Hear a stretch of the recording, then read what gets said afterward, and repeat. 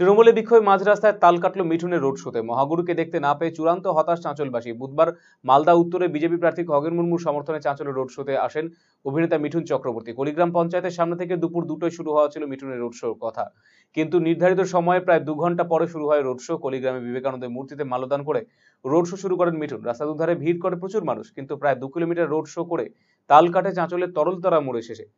প্রায় 20 থেকে 25 জন তৃণমূলের স্থানীয় নেতাকর্মী দলীয় পতাকা হাতে মিঠুনকে দেখে গো ব্যাক স্লোগান দিতে শুরু করে। স্লোগান শুরু হয়েছিল বিজেপির তরফ থেকেও। পরিস্থিতি বেগতিক হতে পারে বুঝে রোড শো বন্ধ করার সিদ্ধান্ত নিয়ে শটান গাজলে চলে যান তিনি। অন্যদিকে সেই সময় মিঠুনকে দেখার জন্য অপেক্ষা করছিল কয়েক হাজার মানুষ। মিঠুনকে দেখতে না পেয়ে তারা চূড়ান্ত হতাশ হয়ে যান। যদিও বিক্ষোভে উপস্থিত স্থানীয় তৃণমূল নেতৃত্বের দাবি এটা কোনো দলীয় কর্মসূচি ছিল না, নাগরিকদের হয়ে তারা বিক্ষোভ দেখাচ্ছিলেন, কারণ সাংসদ বিগত 5 বছর এলাকায় কোনো কাজ করেননি। যদিও দলীয় প্রচারে বাধা দানে ক্ষোভ প্রকাশ ব্যক্ত করেছেন বিজেপি নেতৃত্ব। তৃণমূলের বিরুদ্ধে নির্বাচন কমিশনের দ্বারস্থ হুঁশিয়ারি দিয়েছে বিজেপি।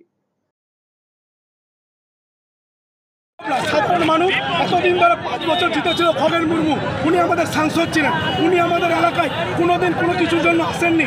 আজকে বিভ্রান্ত করার জন্য একটা গোখরো যার কোনো জাতের বাস নাই, আজকে বিজেপি, কালকে তৃণমূল, পরশুদিন কংগ্রেস, তাকে নিয়ে এসে সম্পর্ক আমাদের ভ্রাতৃত্ববোধ নষ্ট করার জন্য এসেছিল। আজকে সাধারণ মানুষ আমরা সবাই স্বতঃস্ফূর্তভাবে তার বিক্ষোভ করেছি।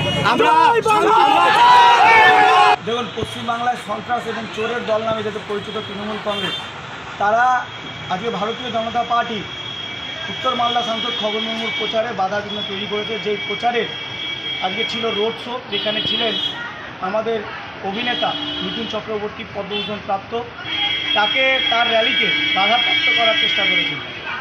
আমরা জানি যেদিন থেকে প্রার্থী ঘোষণা হয়েছে খগেন মুর্মু, তিনি কিন্তু এই লোকসভা আসনে জয়ী প্রার্থী বলে ঘোষিত হয়েছেন। এখন লড়াই হচ্ছে তৃণমূল কংগ্রেস এবং কংগ্রেসের মধ্যে কে দ্বিতীয় পজিশন এবং কে তৃতীয় পজিশন হবে। এ ভয়ে তারা অপপ্রচার এবং বিজেপিকে রুখার জন্য যাবতীয় নোংরামো করছে।